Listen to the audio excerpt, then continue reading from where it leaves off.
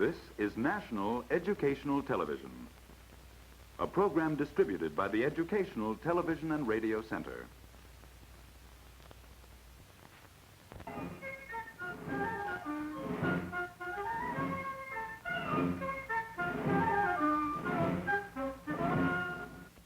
Washington University and KETC Channel 9, the St. Louis Educational Television Station, present American Politics, a course for television, with Professor Thomas H. Elliott, Chairman of the Department of Political Science of Washington University.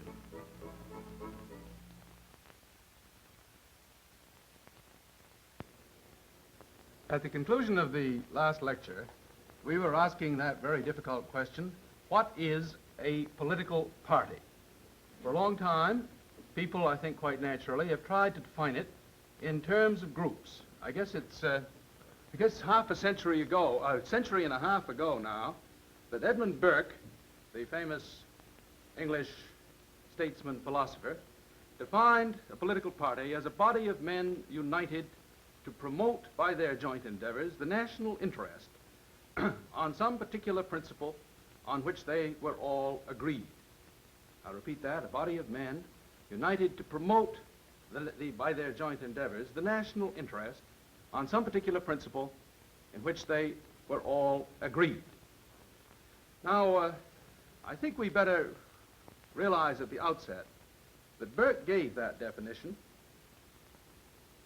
before the rise of the great mass popular political parties. He was describing pretty much what he actually saw in the House of Commons, a group, a body of men united for some particular purpose in the British Parliament. More recently, the late Professor Edward M. Sate has defined a party as an organized group that seeks to control the personnel and policy of the government. Now, there's something that doesn't quite ring true to me, at least, even in that definition. I think the trouble is, perhaps, that you and I may consider ourselves perfectly good, loyal Republicans or Democrats, as the case may be, and still not feel that we are a part of any organized political group at all. I wonder if Dr. Sate wasn't really describing only one segment of a political party, namely the usually local, organized political machine, if you want to call it that, the political organization, rather than the party as a whole. In fact, I've been wondering if it's really sensible to try to define parties in terms of groups at all. To me, anyway, a group connotes primarily a number of objects or a number of people, if it's a human group, who are together. And usually that means that they can be together both physically and in their purposes and in their ideas, or at least one of those two things. Well, assume that you're a Eisenhower Republican in Missouri or California, internationally minded, strongly in favor of the president's proposals for aid to underdeveloped countries and the like. Do you consider yourself, and should you be considered, as part of the same group as, let us say, an ardent supporter of the views of Senator Jenner of Indiana or Senator McCarthy of Wisconsin? Or assume that you're a Southern Democrat, the old school, deploring the Supreme Court's decision on the desegregation issue. Do you consider yourself, should you be considered as part of the same group as, let us say, an equal rights Democrat from the northern part of the city of New York? Maybe it isn't really a group that we're talking about at all. Maybe it's better to call it a classification. We are classified, or we classify ourselves as either Democrats or Republicans because we vote that ticket, or because we respond with some joy and emotion to the familiar party symbols, the donkey and the elephant. I realize, of course, that the political party does include groups, as we'll see in more detail in the next lecture. I realize, too, that a party is something more than just an ephemeral slogan or organization appearing for one particular purpose and then dying out. It's stable and it's lasting. But having said that, perhaps really the best way to understand what a party is to see what it does. I wonder if any of you, if you've ever seen this very charming children's book, a book for very small children. It's called A Hole is to Dig, and it contains, charmingly illustrated, definitions of many kinds of familiar objects, all in terms of what they do and of how they function. A cow is to move. Arms are to hug with. A brother is to help. And so we might say, a party is to elect. Now, what do we mean by that? And why is that? Why should that be, why should we say that that is the primary party function? Well, I think it's this way. First of all, people seek power. In a democratic society, one route to power is by election to powerful public office. In 1788, I suppose, if George Washington wanted to be president, all he had to do was to say so. But there are mighty few George Washingtons. Ordinarily, if any of us wants to be elected to any significant position, it won't be enough just to say, I want a job, here's my name on the ballot, please vote for me. He will have to go out and get other people to help him. That's why I say that election ordinarily requires organization. You know, they say that, that nature abhors a vacuum. And in the same way, any major political contest of any real importance abhors an absence of organized campaigning. If there were no parties to begin with, then they would spring up to fill the vacuum. Way back before our revolution, in the old colonial days in Boston, after the citizens had been given the right to elect their local officials, there were no formal parties. But very soon, that vacuum began to fill up. Samuel Adams, later so famous as a vigorous revolutionary, got a group of his friends together in a garret in Boston. And as his more sedate cousin John Adams recorded in his diary, there they smoke tobacco until you cannot see from one end of the room to the other. There they drink flip, I suppose. And select men, assessors, and representatives are chosen before they are chosen by the people of the town. This was the so-called caucus club. While it was called a club, it lasted over a period of several elections, and so to a very real degree was a real local political party. In the same way, a city charter may declare that elections in the city are to be held on a non-partisan basis. And yet, if the city is large, if the offices to be filled are reasonably powerful, or if the issues are hot, then once more, local parties will arise to fill the vacuum. Thus, 35 years ago, the city of Cincinnati adopted a new city charter with this non-partisan provision. What happened? The friends of the charter, the friends of the so-called reform movement that caused its adoption, realized very quickly that if they wanted to continue with the kind of reforms that they were advocating, they would have to organize, they would have to select, they would have to endorse candidates for office. And ever since then, for the last 36 years, every election in Cincinnati has been an election in which the leading contenders are local parties, even though neither of them formally on the ballot bears the name of Democratic or Republican. Now, second, and this stems from what we've just been saying, the parties perform an important function by narrowing down the list of candidates to a manageable number. When we go to the polls in November to vote, say, for congressman, we normally have to choose between just two people. There may be 3 or 4 other names conceivably on the ballot, but we know in advance that there are only 2 significant candidates, and usually there are only 2 or at most 3 if a stray outsider happens to get on the ballot. Imagine, however, the situation if there were no parties. Anyone who could get a few signatures could file. And he could file with a reasonable hope of winning. Whether if there was a vast multitude of candidates, it would take a very, very small percentage of the votes to put him into office.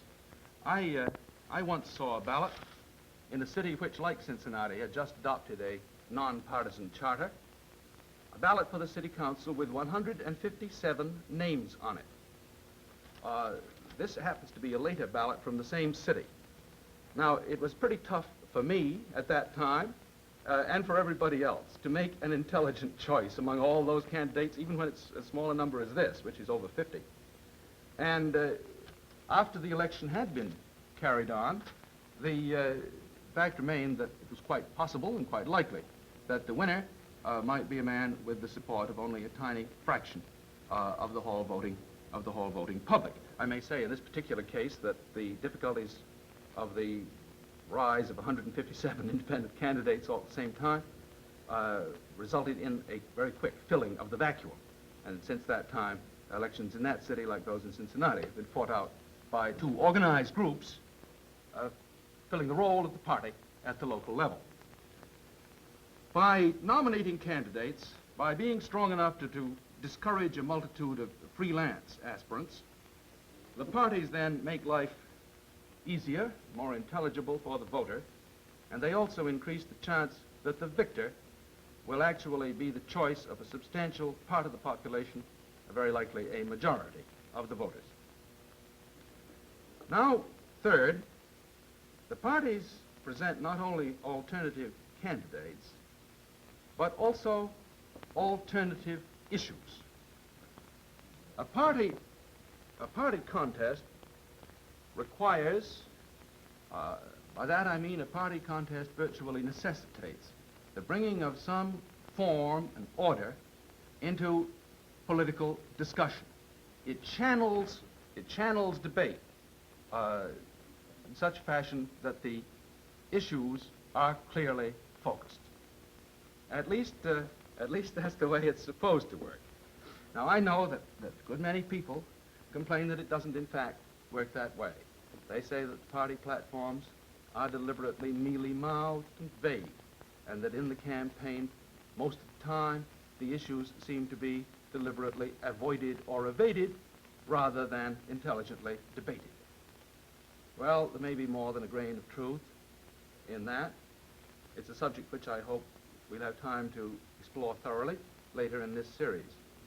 But if there's really no difference on the issues, why in the world, if there is no difference of opinion, why in the world do we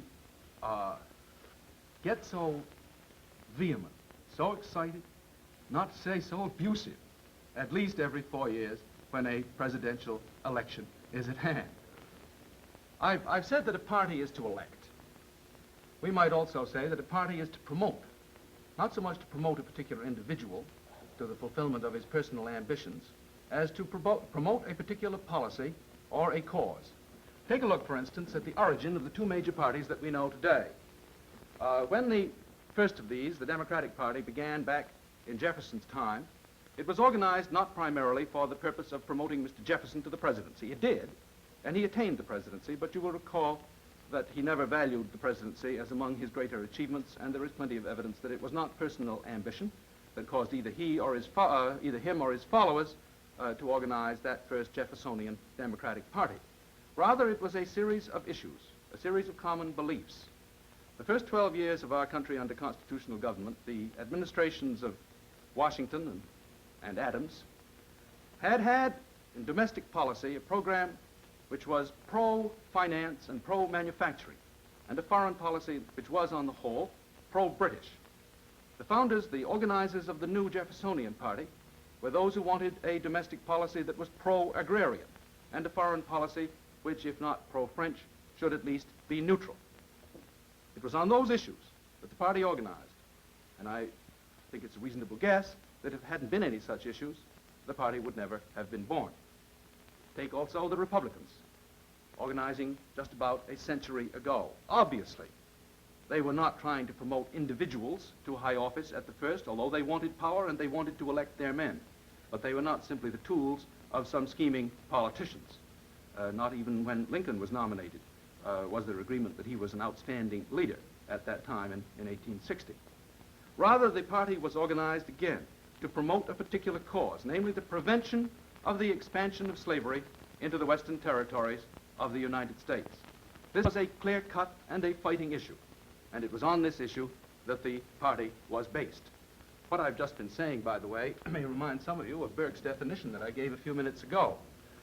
And true enough, in these two instances, it does look as if the party was a body of men united on a particular principle on which they were all agreed to promote the national interest on that principle.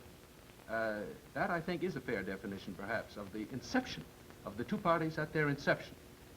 It does not seem to be exactly descriptive of parties after they have become stable and going institutions over a long period of time. In fact, you may say that all of this that I've been just saying is really ancient history. You may argue that today the parties simply seek place and power and position, and seldom, if ever, promote any significant particular cause. Well, you may be right, at least in part. Yet, as I have said, I have a hunch that most of us, most of the time, for some reason or other, do find that the parties are something more than just these familiar symbols from the animal kingdom. To most of us, most of the time, the parties seem to signify at least a particular way or a difference between two particular ways of approaching and of looking at the major national problems. Of course, it might be easier for some of us to take sides if every pressure group turned itself into a political party. Then each party would be based on some clear-cut cause, and we could sign up accordingly. Parties might be on an economic basis. We'd have a Labor Party and a Farmers Party and a Business Party. Might be on an ideological basis. We'd have a pacifist party, an equality party, and maybe, yes, some parties on religious foundations. Such systems have existed, some do it today, in countries, free countries, in other parts of the world. Something rather attractive about them. Gives you a chance to line up with your friends and fight for the cause that you think is right. That's fine.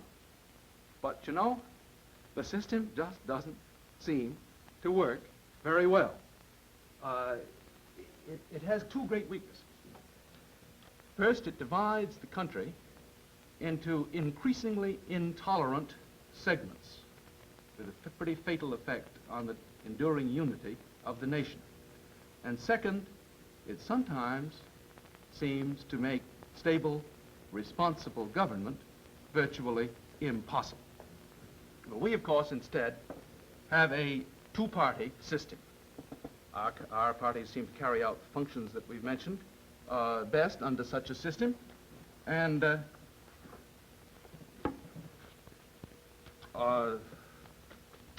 question still remains, how does it happen that we have the good sense just to have two parties? Why do we have a two-party system?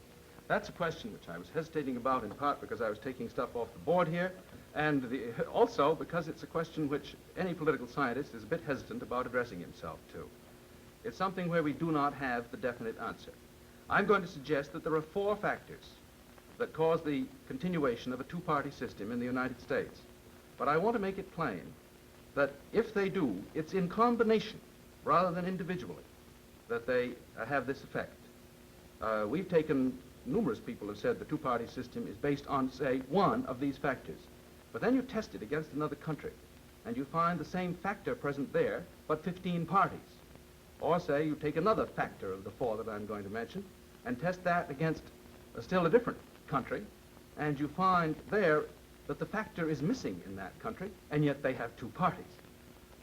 So the best we can say is that these four factors, we think, are present in the United States, and that we do have a two-party system.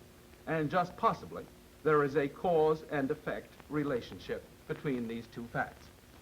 Well, now, what are the four bases which, taken together, may be an explanation of our two-party system? First and most important, most Americans are united on fundamentals. We agree on the basic foundations of our system, social, economic, and political.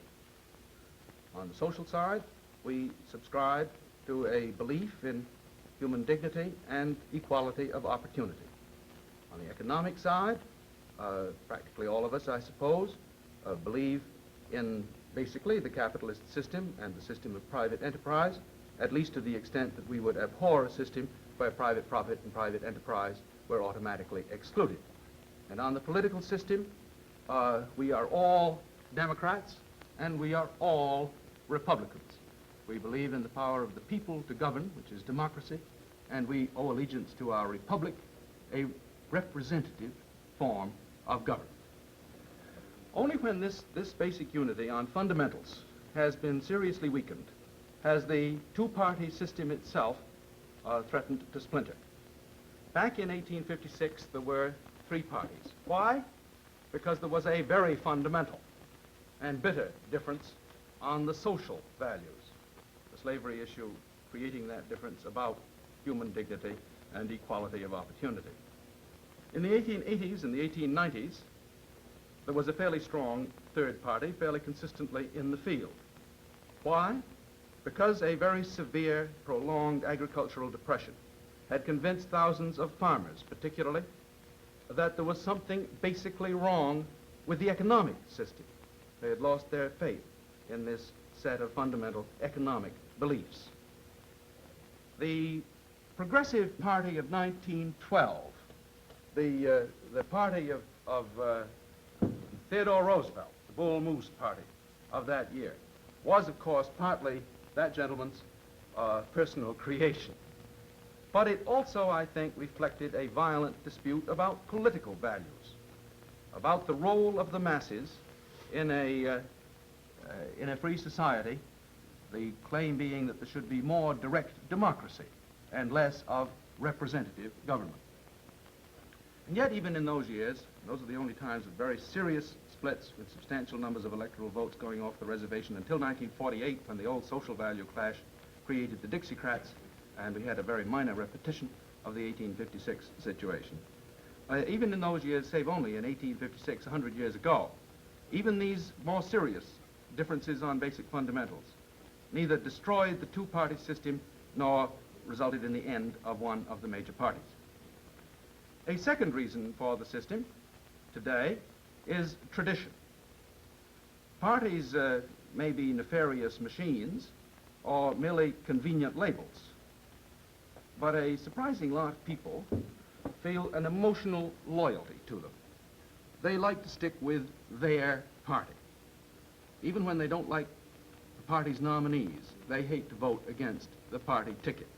Instead, like one famous governor of New York, they say in a rather angry guttural that on election day they're going fishing. Or like a still earlier Democratic governor of New York, distressed by the nomination of his party for the presidency, they say, I am a Democrat still, very still. Remember that for almost exactly 100 years, the normal political pattern has been to give us a choice between Republicans and Democrats. A third cause for the endurance, let's see, I should be putting these up, I think, on the board, just to remind you. Unity on fundamentals, I discussed, and then this last second point of tradition. And now a third cause for the endurance of the two-party system is that it is being entrenched very firmly by statutes, by laws passed primarily by the states, to some degree possibly by the national government itself. I'm particularly referring, though I could go beyond this, to the state laws that have been passed in considerable number in recent years, which make it difficult for a minor party's name to get on the ballot or to stay on the ballot. These laws say that if a party gets less than a certain percentage of the vote in an election, it automatically loses its right to have its candidates with the party designation on the ballot in that state, unless and until the people go out and get thousands upon thousands of signatures to petition its reinstatement on the ballot. And the same thing, this very heavy requirement of thousands of petitions is in most states now required for new parties that have never been on the ballot and now want to have their ticket placed before the voters.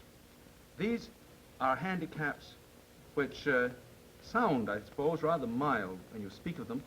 When you start to try to do the work that's involved, the task is a tremendous one and vastly expensive and a very effective discouragement to any parties that seek to compete with the two major organizations, the Republican and Democratic parties. A final reason for there being two major parties, rather than even as few as 3 or 4 or 5, stems from the desire of the party for victory and the reluctance of you and me to waste our votes. In this country particularly, generally, we have single-member districts. By that I mean that in a district we elect 1 congressman. In a state we elect 1 governor. In a nation we elect 1 president. Now the surest way for the ins to stay in is for the opposition to split. Back there in 1856, 100 years ago, the New Republicans had a searing issue, and on that they finished second. In 1912, the old Bull Moose Party had a vastly inspiring and popular candidate, Teddy Roosevelt, and he too finished second. But normally the third party, or the new party, is so obstructed and so handicapped, has so very little chance of winning, that it just doesn't seem practical to most of us to vote for it. Well, I guess this brings us back to the beginning. A party is to elect. Oh, you can find a party here and there that never elects anybody, but it usually doesn't last very long, and if it does last long, it does not play a very significant role in our American political life. Parties in this country primarily are in the business of electing people to office. They provide us with the machinery by which those elections are carried on, and they provide us with that machinery as a product, in part, of their own internal structure and their own internal machine. I said provide us with the machinery. I mentioned their own internal machine. What is that machinery? First of all, what is that machine, if you can call it by that name without using loaded words? Those are significant questions in our political system, and they're the questions that we'll try to answer in the next lectures in this series.